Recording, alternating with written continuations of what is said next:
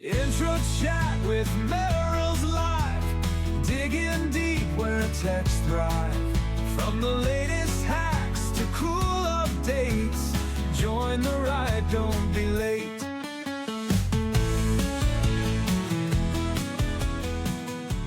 Hey folks, welcome to another episode of Entra Chat. Today we are going to talk all about AI, and I'm super excited to have Jordan here to talk about the Conditional Access Agent. Jordan, quick intro about yourself. Tell us what you did before, what you've been working on at Microsoft. Yeah, I'm excited to be here. So I'm one of the product managers on Entra's Conditional Access team, and my current focus is all things Conditional Access Optimization Agent. Previously, I worked on the per policy reporting feature for Conditional Access, and prior to that, I was actually the PM for groups within Entra. Oh, Yeah. nice. Very interesting. Yeah, the groups is always fun. It's like one of the features that 80%, 90% of all our admins use every Yes. day. I would say most heavily used features. Cool. Yep. And conditional access is exciting because we just went GA this Yes. week, right? Last week Last on week, sorry. Monday. Yes, Monday, the weeks are blending together these days. nice, No, the feature GA, the agent GA on Monday, the 14th, I believe. So a little less than 2 weeks ago. nice. Okay, so tell us like the story, like how did it come about? Like why did you build the optimization agent?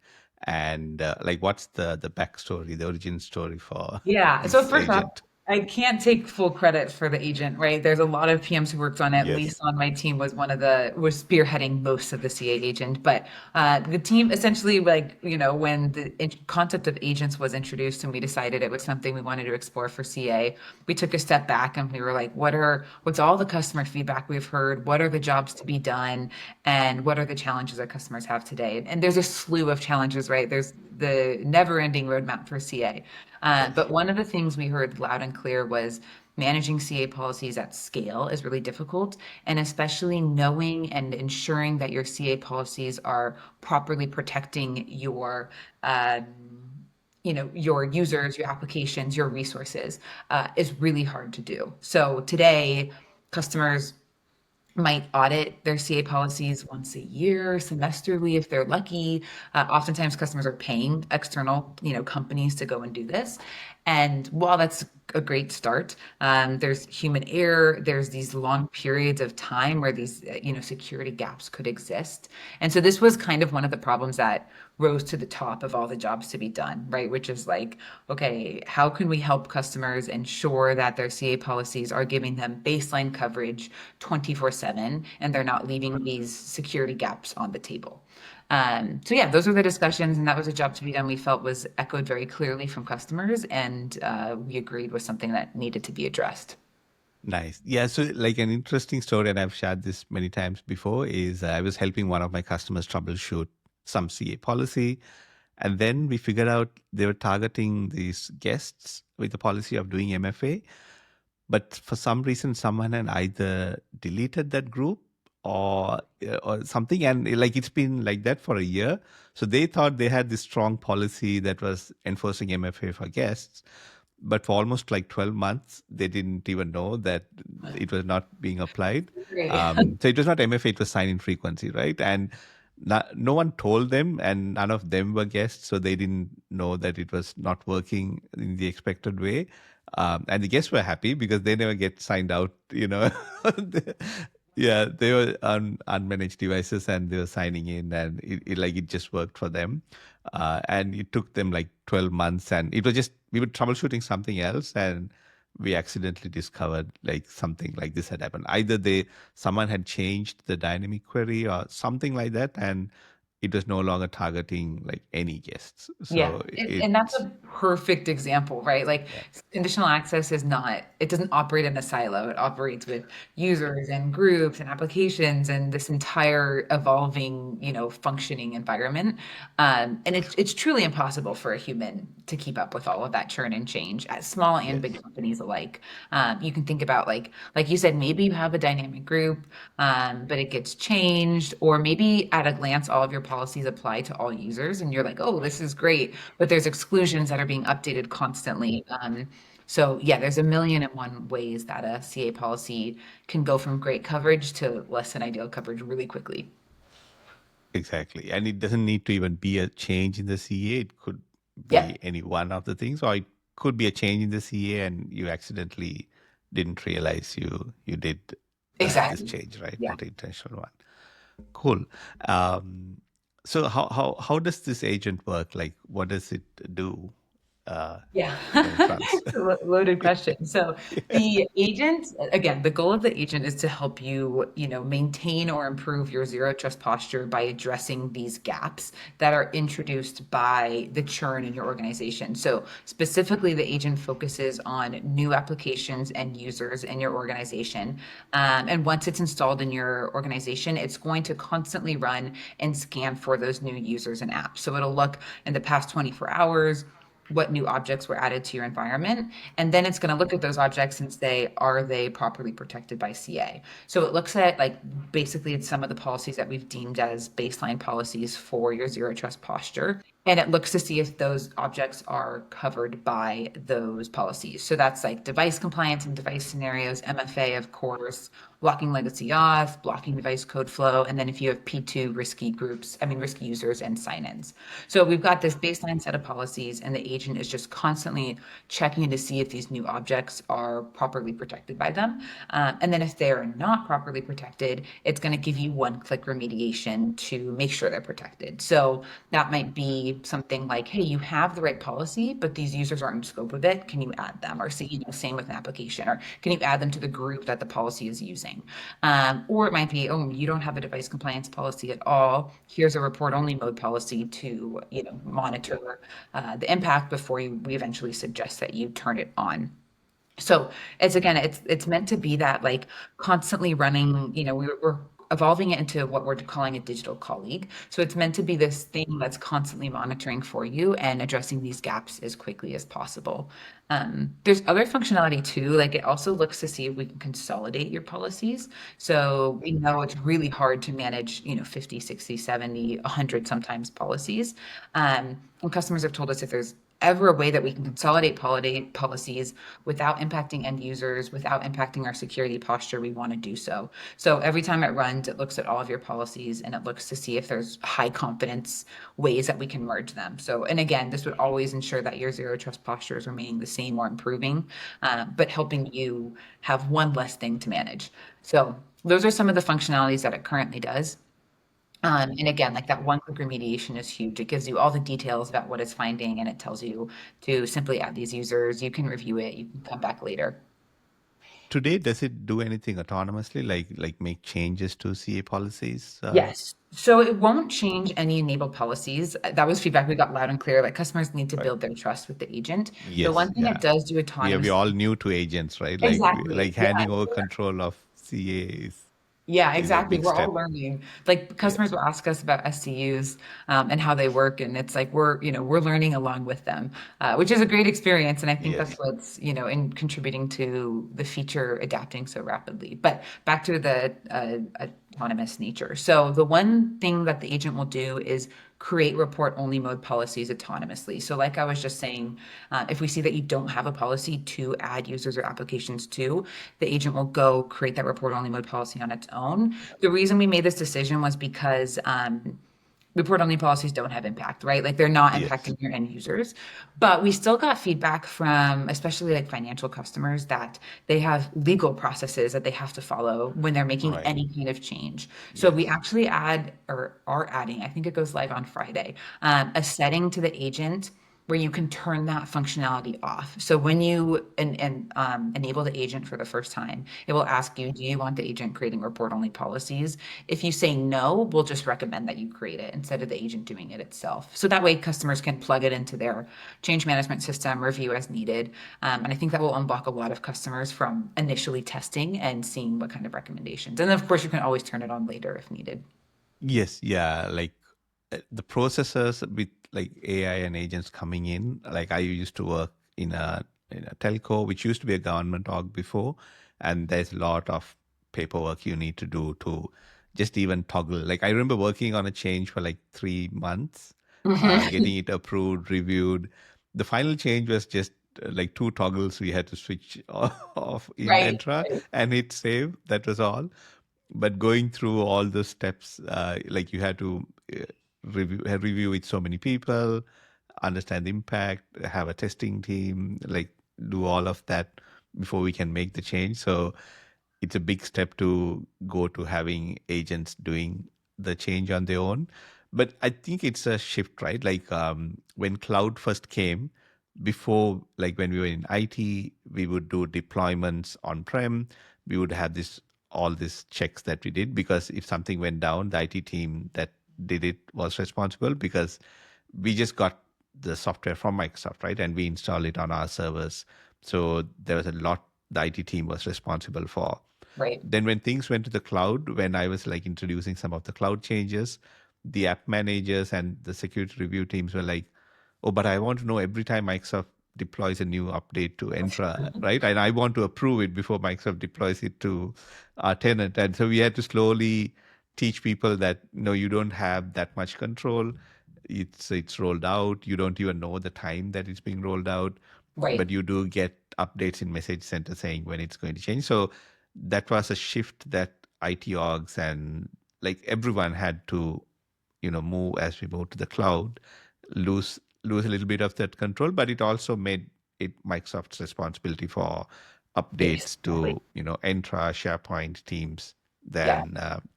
Then, so I see this again as one of those other shifts that will happen with agents, and there'll be this, yeah, as we all learn through the responsibilities like now start shifting a little bit as Yeah. well, right? On And I totally agree, and I'll say we're already seeing that with the feedback we've gotten from customers. Like when we first talked about a CA agent, customers were like, "Oh, it can't do anything," and now customers are comfortable with it creating report-only policies or have already gained more confidence in the types of recommendations that it gives you. So we're really trying to evolve with our customers, and sometimes, hopefully we're a step or two ahead, and we're building for what they're going to get comfortable with. Our long-term vision for the agent is truly to become like a digital colleague. And when we say that, we mean like, think of a junior teammate. Maybe they start as an intern and then they, evolve into a PM1 or whatever it might be, and then eventually they grow and grow. But that's kind of our goal for this agent is it's something that you can lean on, just like you can lean on a colleague to have it, do some things autonomously, other things it needs approval, other things it can like collaborate with you. That's really our long-term goal for it. nice, nice.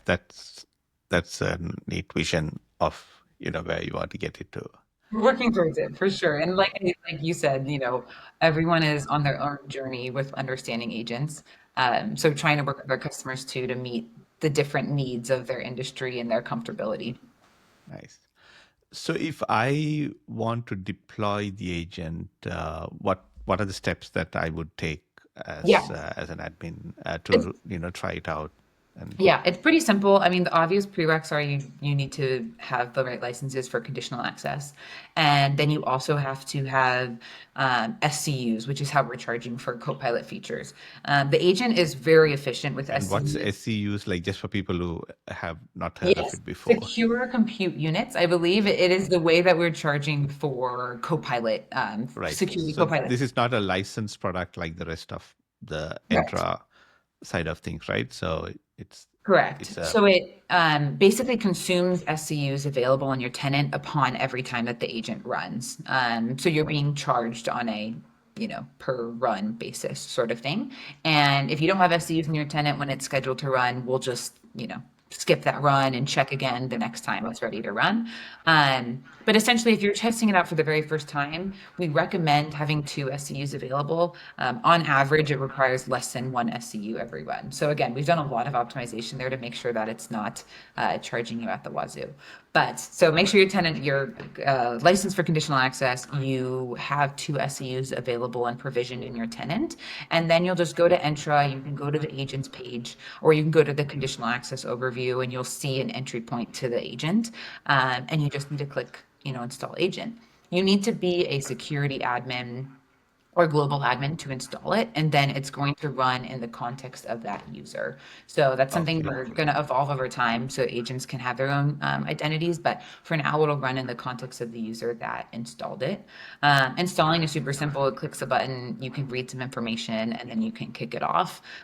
Coming this Friday, you'll be able to turn on and off that report only mode, um, like autonomous activity, and then it will automatically run for the first time. So that's like, give it a couple minutes to run, and then you'll already see the output and what it found in your organization in the last 24 hours. And then it's just going to keep running. If you want it to not run for any reason, you can turn that off and you can always run it manually. But we highly, highly recommend you keep it going. So that way it's, the whole point is to constantly scan Yes. and find those Yeah. gaps. If you don't use it that way, then you're going to leave security gaps on the table. By default, how often does it run? Every 24 hours. 24 hours. So Yes. once in 24 hours is Yes, when it exactly. runs. And when you install it, it'll run and then just run 24 hours after and after. Again, we've gotten feedback here. Customers want more control over that. Like, we Yeah. want to install it during business hours, but then we want it to run during non-business hours. That's all stuff on the roadmap. No ETAs for that yet. But again, like, I think the moral of the story is if you want to get the most out of it, definitely keep it running constantly.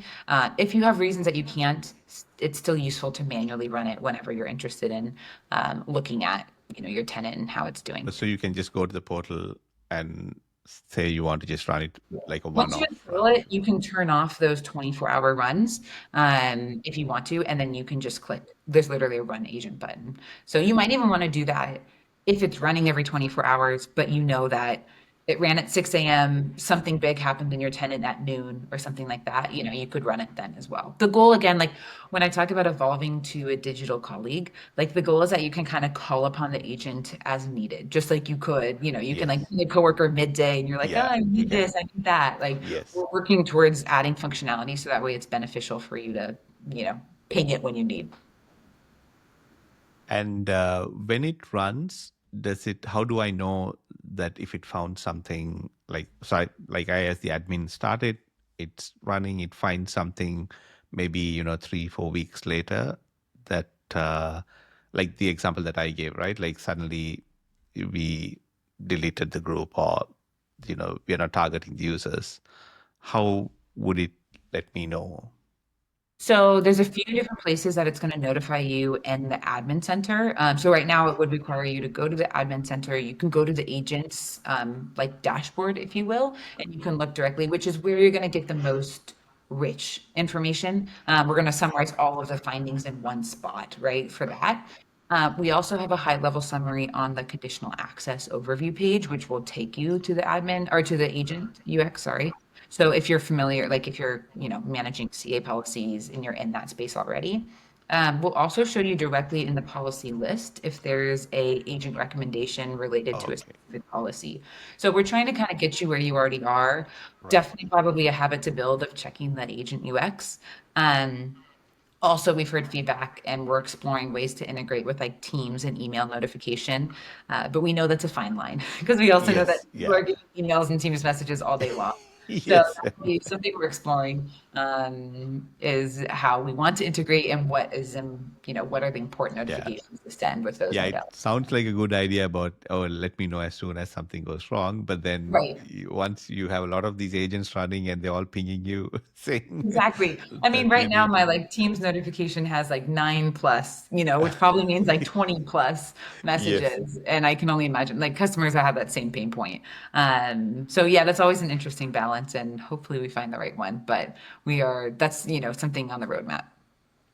Right. So when it runs, it's doing something, but let's say like I have some emergency access account, or like if it's telling me something that I wanted to ignore, like is there a way for me to customize how it works, Yes. like the Yep. agent? So there's a few areas now you can delete a recommendation if it's irrelevant to you, and the agent is going to learn from your feedback and input on these recommendations. So that's one of the perks of AI and Yes. LLMs is that we're going to be learning, and we want to evolve that over time too. So maybe in the future we can support snooze, dismiss, edit this before you apply it. Like this recommendation is 90% works for me, but I need to make this change. So all that stuff is coming. What we support now is what we're calling custom instructions. So if you go to the settings of the agent, there's a custom instruction setting, and this is kind of our first attempt at helping customers make sure that the agent works for their organization. So you can tell the custom instruction things like, never make a policy or turn on a policy unless XYZ break glass accounts are excluded. And so then the agent will check for that every time it's managing a policy. Another scenario might be like you've seen recommendations about device compliance, but you are confident in your device compliance policies and like they're set up a certain way for a reason, like there's anticipated exclusions. So you could tell the agent like, this group of users should never be in scope of a device compliance policy, or even more broad, don't give me device compliance policies for now. So we've got that custom instructions today, and it's a good first start. And we're definitely thinking about, like you said, like that's a perfect example where the agent is learning from your input, and we're looking at ways to evolve that. Yeah. And this is just English, right? I like as the admin, I just type it in just as a prompt. It's Yeah. not like a bunch Yeah, of literally toggles natural and language. things. Yeah. Yes, yes. So we are trying to go away from a bunch of on off, configure Yes. this, configure Yeah. that, Yeah. and use natural language instead. Right. Cool. Nice. Awesome. What are the other sort of thing like if someone is deploying this, what they should think about as they start using agents? Um, I mean, there's a lot to think about as you start using Yes. agents. I think, with conditional access specifically, I think if you are concerned about your conditional access policies, it's worth running once. You don't have to run it all the time just to see what the output is and start exploring there. Like that would be my recommendation. It's not going to take any, especially after Friday when you can turn off that setting if you want, it's not going to take any action without you approving it. So as long as you have an SCU to use, there's really no harm in deploying it once, reviewing the recommendations. And then, of course, hopefully you continue with it, right? Like, hopefully you update custom instructions, you run it again, and you start to see how it can evolve to your tenant. So that's where I'd recommend starting. When you install it, it will run every 24 hours, but that's a quick check to just say don't run again. And then you can run it manually. So I think that's really the best way to see what the value is for your tenant, because that's the unique thing here, right? Is these agents have different value props depending on your tenant's Yes. security posture. So as much, I can tell you all the features, but until you run it in your agent yourself, in your tenant yourself, it's kind of hard to predict all of the gaps that it might help you find. And the other thing I wanted to mention was one thing we heard from customers was, like you and I were talking, agents are like everyone's gaining their trust. And one thing that customers really wanted to see was how the agent is coming to the conclusions that it is. So like, what did it look at? What processing thinking did it do to come to the recommendation? And so there's this cool feature, we call it the activity map. And it's once you're in the admin center and the agent UX, you can just click on view agent activity for any of the recommendations or for the agent all up. And it will walk you through step by step all the things that we've talked about today. So it shows you like on this last run, the agent looked for new users, new applications, and looked at all of your policies to see if I could merge any. Maybe it didn't find any merge suggestions. Maybe you're already optimizing your CA policies, which is great. But maybe it did find 3 apps that were not in scope of MFA policies and device compliance. So it kind of walks you through like the step-by-step things that it looked at to come to the recommendation, which I just think, again, if you're weary of agents, if you're, hesitant to turn it on, that's another good thing to go explore.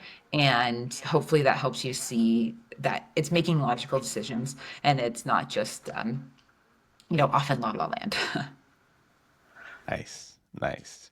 And the CE optimization agent, that's the first agent for conditional access. The first security copilot agent in Entra.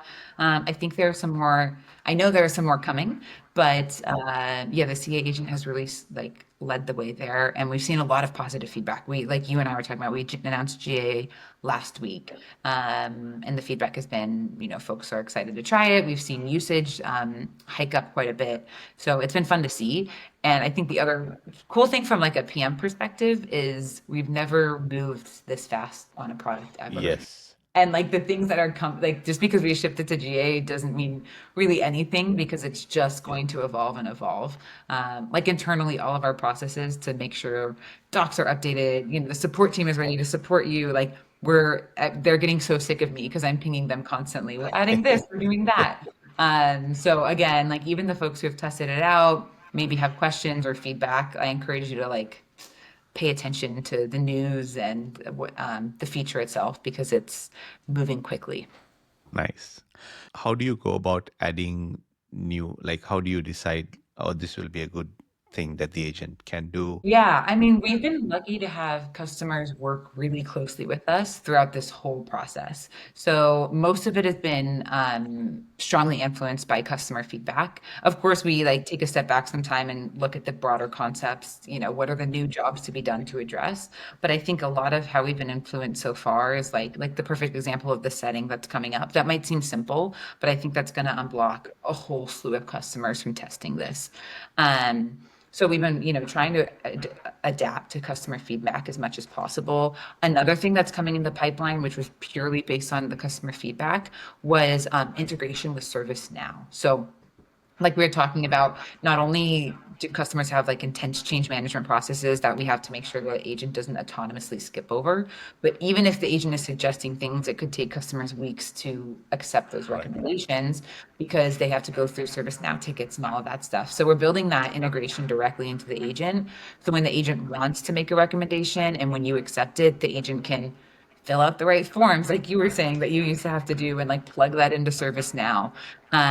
So that's a perfect example of customers were like, we can't accept recommendations unless we go through ServiceNow. So we thought, well, let's make that easier for you and build ServiceNow integration into the agent. So that's coming. It's not live yet, but that should reach private preview here pretty quickly. Nice. There's another feature as well coming to public preview actually in the agent next week.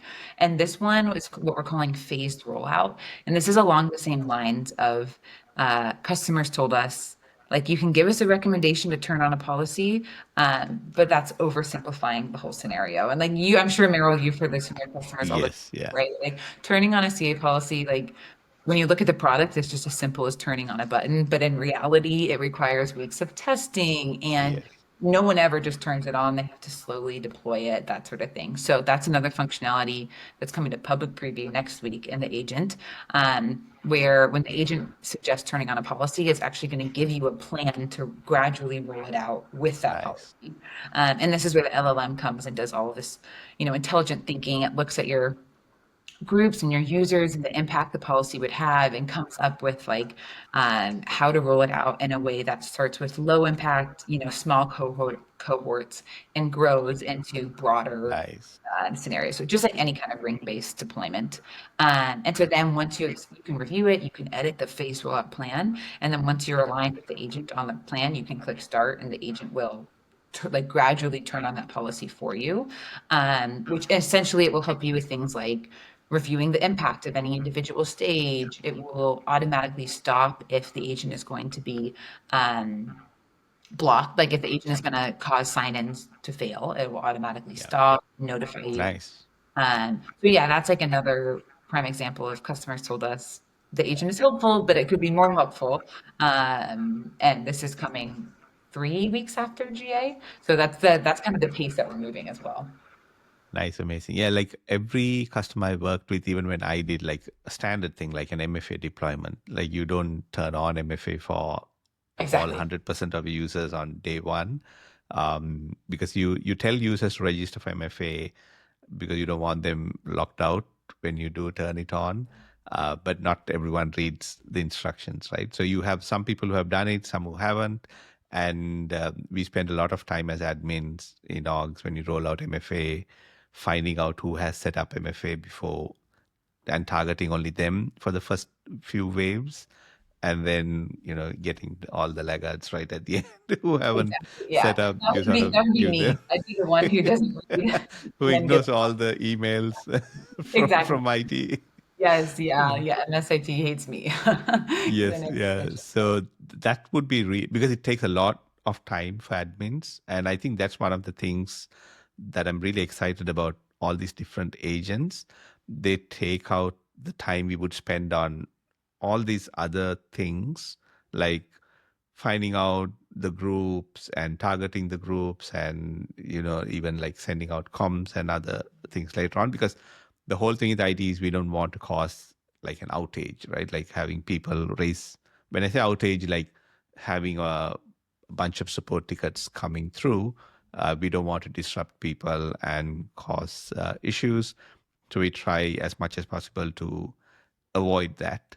And I feel with these agents, they really help uh, the IT admins do a lot more and focus more on actually working on securing and things they are interested in than the balance today. I feel like even when I was an admin, it was a lot of peripheral things we had to do uh, before we Yes. could actually do what we wanted to do, which is all the identity things and rolling out all of the other things like pass keys and doing the newer things were being blocked. And I feel the agents help take out a lot of that Yes.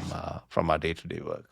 That's the goal for sure. I mean, again, going back to this digital colleague, right? Like we've had customers tell us it can take a person on their team 8 weeks. It's their full-time job for 8 weeks to turn on a CA policy. And now their full-time job can be, like you said, something more fun and exciting. And yeah, they can check in on the agent and that can be a part of their job to monitor that deployment. But that's the exact goal is like, how can we save admins work on this important work, but not always the most exciting. Right. Yeah. In terms of Security Copilot, like with Security Copilot, we can also now ask questions Yes. from it, like enter Copilot and ask questions and things. Is there any integration with the agent, like for me to just ask it and for it to just give me a list Yeah, as that's a opposed good to running things? Yeah, that's a good question. Today, no. Today, there are separate features. One thing, again, that's actually in private preview is a chat with agent experience. And so that chat with agent experience kind of is our way of evolving um, how you interact with the agent. So again, like right now it runs, it gives you results, which is really helpful, but maybe you want to collaborate with it to make those results a little more tailored to your organization. Maybe you want to ask it more about its reasoning. Like, hey, you're telling me this is important for my zero trust posture, but why? And like, what's the impact going to be? And so we've got a chat with agent experience that is in private preview, coming to public preview, hopefully sooner rather than later. It is a different chat than that like embedded Copilot chat that you're referring Okay. to. And I think that's going to be a long, like all of us are collaborating together, trying to figure out what the long-term vision is for how these chats will integrate. I can imagine a world where, you ask one chat a question and it's intelligent enough to point you to the agent versus, the standard security Copilot prompts and, whatever. But we're definitely a few steps away from that. So, yeah, that's kind of where we're at. Nice, nice. Yeah. So, as my role as a customer experience CXE is I help customers. They ask me questions, and for me, eventually, like my thing of being there is not like it can scale out. Like Right, today, I only work with a few enterprise customers, right, and there are like thousands and thousands of our customers who don't get this level of the knowledge and experience to be able to give guidance, and these agents open out that right to be able to do it for customers who don't like who are not in identity, who don't really know about conditional access. They're not like experts in CA, and they would prefer like that to just happen for them. exactly. And because they're wearing the hat of an exchange admin, a teams admin, all for their org, and they don't really have time to stay on top of all of the security things. Right. That's such a good point that it does help you scale, your career. Like, and it also will help us hopefully we have a lot of insights into your customers, for example, but we don't Yes. always have insights into the rest of the customers. So it'll be fun to watch that data roll in and see what areas people are looking for the most help from. Nice, nice. Yeah, and yeah, I'm really interested in seeing all of that learning because we've always had the CA policies and all these different ways that people used, but we haven't sort of really taken that and given customers a way to like suggest things. Like the thing about just even combining CA policies, I know a lot of people want to do it, but they don't even know where to start, Yes. and they don't know like what they can leave out, the mistakes that they could do. So it's like a thing that everyone wants to do, but just don't have the time or to put in to go through all of it to review and set that up. So this becomes like a really simple way to start with a high value thing there. Yes. Another thing that we're adding, which is just similar, is I was referring to per policy reporting earlier, which for folks who don't know, when you go into any individual conditional access policy, this is, outside of the agent, we now show you a graph that shows how it's impacting sign-ins over the past 30 days for report only or enabled policies. So you can see, visually, are most people signing in successfully because of this policy, or is it blocking a lot of people? And that's a really helpful start, right? Like before that, you had to have workbooks and log analytics to be able to analyze your CA policies, and now it's direct Yes, yeah. product. Um, but even then the question is like, okay, well, what do I do with this data, right? Like it's helpful to know if things are going well. You still have to go and look at it and check it and monitor it, but it's helpful to confirm things are going well. But if you see like, oh gosh, I have a spike in blocked sign-ins, then you're still kind of on your own. And that's something else that we're adding to the agent is it will monitor for spikes and block sign-ins. So we'll do some math and we'll say this is abnormal for this policy to block this many users. We'll send you that recommendation to investigate, and then we'll actually like kind of give you the initial root cause and tell you where to start exploring more. So obviously there's so many reasons that this spike could happen. It could be expected. You could have just onboarded a whole new company to your some acquisition, or it could be unexpected. Like maybe, a department is on an offsite and a non-trusted location and they're all blocked from doing their jobs. But anyways, I think, Meryl, going back to your point of these are people don't know where to start when their policies are blocking people out. And that's going to be one of the things that we're adding to the agent pretty quickly, is helping you, identify those spikes in the first place. So hopefully you don't have to wait till support is calling you, like, why are we getting so many support calls? And Yes. then also like once you identify that quickly, hopefully help you unblock it faster. Nice, nice. So how would someone, they tried the agent, how would they give feedback? What's the best way for people who have tried it out to give feedback so it comes to you? Yeah, that's a good question. There is a way to provide feedback in product. We've got like little thumbs up, thumbs down. So you can give feedback in product based on the recommendations. The LLM is also going to learn from that feedback.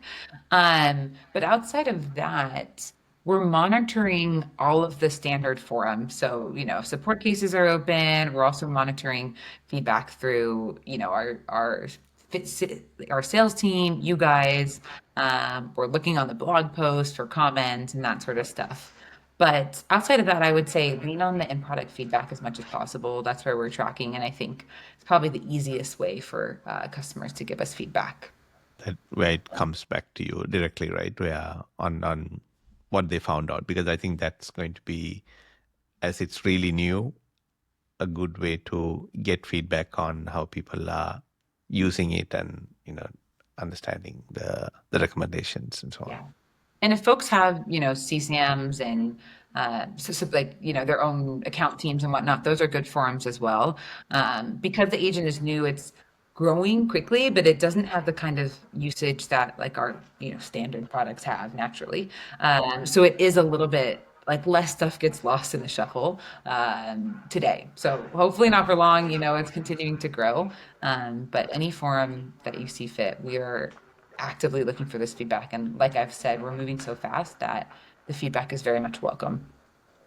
Awesome, Jordan. So what else do we have with the agent? that you want to share about? And the other one to mention is what we're calling deep analysis. And this, just like, hopefully folks are kind of familiar with like ChatGPT, go do this research, like all these other features. And so it's kind of similar, but for your CA policies. So you'll be able to ask the agent to go analyze, for example, my MFA coverage with conditional access policies, and it can review it and it can summarize, here's who you're excluding, here's all the policies that accrue to this end result, here are the, potential gaps for you, here's how you can, it kind of just gives you a broader report and a broader picture of whatever you're interested in. So again, this is one of those we were talking about earlier, like the digital colleague, just like you could ask someone, hey, can you go do this audit? Like now you can ask the agent, hey, can you go tell me a little bit about this? And it will give you recommendations, but also just give you more data and insights into whatever you're interested in. That's coming to private preview and starting with focus on MFA policies, but it will expand quickly. Nice, nice. So how is that different? So this is about giving you the research of, it will go look in the policies and the groups, like the extended tenant information, because that's Yeah. a bit time consuming, right? So exactly. So take, the agent today is always already going to scan and tell you, hey, these users are not in scope of an MFA policy, add them. But oftentimes you don't just have one MFA policy, right? Like you might have one for guests, you might have a phishing resistant one for admins, for high critical resources. Like, lots of times customers can have 5, 10 MFA policies. So this is going to take like, the agent today is going to make sure baseline everyone is in scope of MFA. This could help you say like, these users are in scope of phishing resistant versus not. These users are excluded from all MFA policies. Like the guest scenario that you highlighted earlier, Yes. would be perfect for this because it's looking beyond just the past 24 hours. It's looking at, like all the things. So it's just giving you a more detailed, intensive report and taking in additional metrics and information. So yeah, I think we covered all the things that are coming quickly, which is awesome. Yes. I think the only other thing to note, like I've said, is if this is an ever evolving area and hopefully moving really quickly. I know I've used the term digital colleague a lot, but that's really where we see the CA agent going. So we're just going to continue to look for places to make it available for you to call upon when you're managing your conditional access policies. Like there's so many scenarios. Maybe you're looking at a policy, just a general policy, like not created by the agent, not associated with the agent. You're looking at it and you want to ask the agent to do some homework, tell you the impact of it, all of that stuff. So we're really looking to continue to evolve the agent so you can lean on it every day, and it can be proactive and it can be collaborative and all of that sort of stuff. So hopefully as we introduce this chat with agent experience, we introduce these intelligent deep analysis and phased rollout and ServiceNow integration, it starts to take the shape of a digital colleague. Nice, nice. Yeah, it's like having, I would think for an IAM team, like they just get another person they've hired into the team.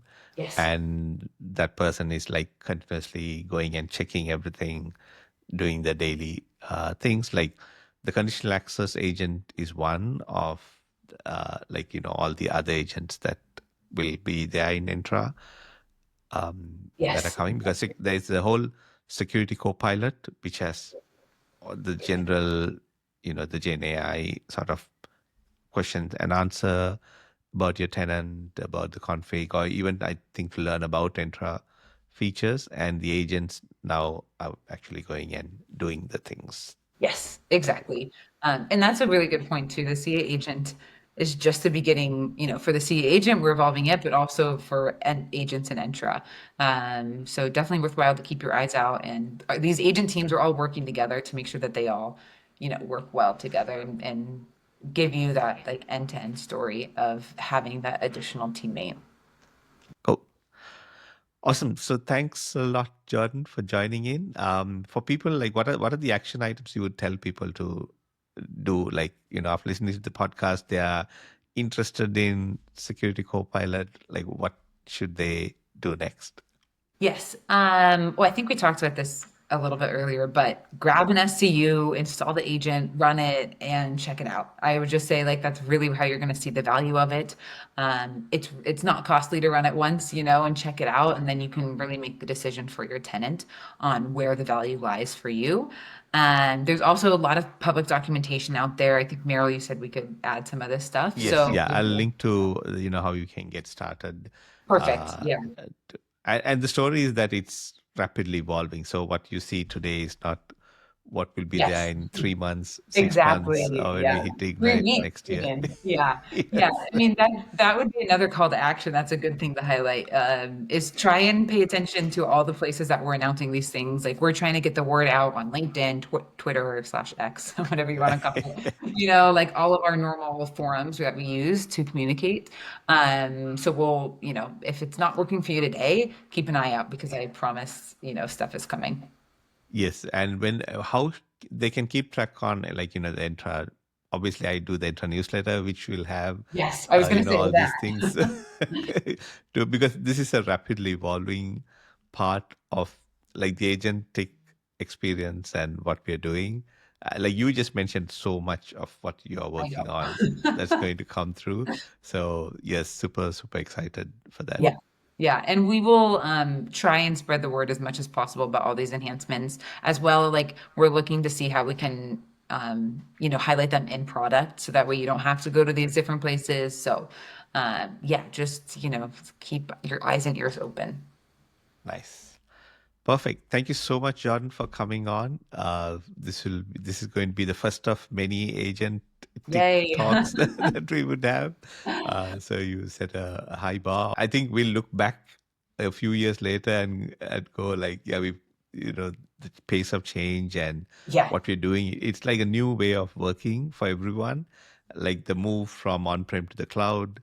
Like this is just a completely different way. And I think a lot of people I see struggling as well to understand like why couldn't this just be another thing in the portal where I go and click and turn on and like the reasoning how it works, it's more dynamic. It's not like one feature that Microsoft has built for all customers. The recommendations are actually dynamic and they're based on the per customer thing, right? So I think that's going to be like this new experience that we're all going to have, like not just the same blade for a customer with 80,000, 200,000 users versus someone with 10 or 20 users in their tenant. Yeah. They all get the same experience today, and it's in some places it's jarring, and I feel all this agentic experience is going to really make it something that's tuned to what admins need to get their job done for the I day. couldn't So agree more. It's a learning curve that we're all going through right now, and it's a bumpy one, but we're headed in the right direction. So yeah, thank you so much for having me, and I'm excited for the other folks to come on and talk about their agents because I know there's a lot of cool stuff in the pipeline with me you. too. Yeah. Awesome. Thanks for chatting. Hey, thanks, Meryl.